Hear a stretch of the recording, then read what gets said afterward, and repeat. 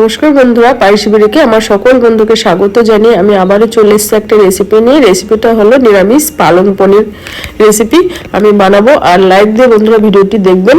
আর যে বন্ধুরা এখনো পর্যন্ত চ্যানেলটিকে সাবস্ক্রাইব করেনি অবশ্যই সাবস্ক্রাইব করে পাশে থাকবেন। আর যে বন্ধুরা অলরেডি সাবস্ক্রাইব করে দিয়েছেন অসংখ্য ধন্যবাদ। চলুন দেখে নেওয়া যাক। এই দেখুন এক আটি পালং শাক ধুয়ে পরিষ্কার করে আমি পাতাগুলো নিয়ে নিয়েছি।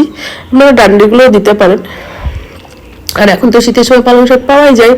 আর পনিরগুলো চৌকা করে কেটে নিয়েছি। এবার সাদা তেল দিয়ে দেবো।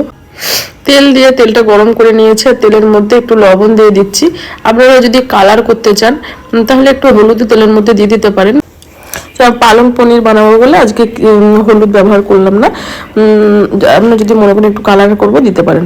তারপরে পনিরগুলো হালকা ভেজে নেবো। পালং পনিরে পনির না ভাজলেও চলে, কিন্তু একটু হালকা ভেজে নিলে ভালো লাগে খেতে।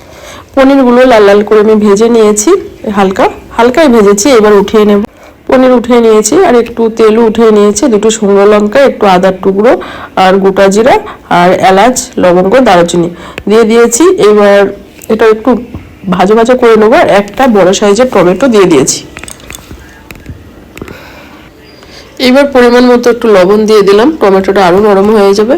লবণ দিয়ে আবারও একটু নাড়াচাড়া করে নেব। এবার পালং শাকগুলো আমি কড়াইয়ের মধ্যে দিয়ে দিচ্ছি। একদম সহজভাবে পালং পনিরটা তৈরি করছি।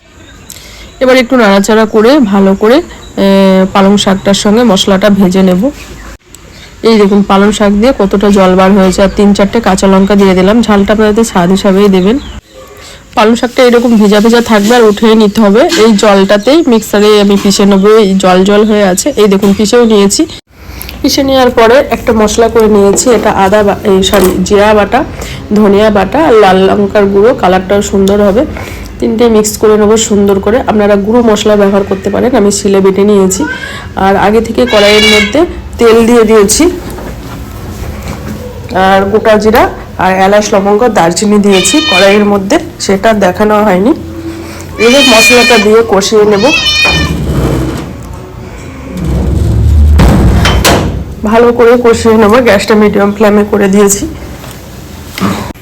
মশলাটা কষানো হয়ে গেছে। এবার যে পালং শাকটা আমি মিক্সারে পিষে নিয়েছিলাম সেটা দিয়ে দিয়েছি। পালং শাকের সঙ্গে মশলাটা ভালো করে কষিয়ে নিতে হবে। আর এই সময় গ্যাসটা একদম মিডিয়াম ফ্লেমে করে রাখতে হবে। দেখে বুঝতেই পাচ্ছেন পালং শাকের সঙ্গে মশলাটা সুন্দরভাবে কষে গেছে। তারপর পনিরটা দিয়ে দিয়েছিলাম কষানোর পরে। ক্যামেরাটা অফ হয়ে গেছিলো, ওর জন্য শেয়ার করতে পারিনি।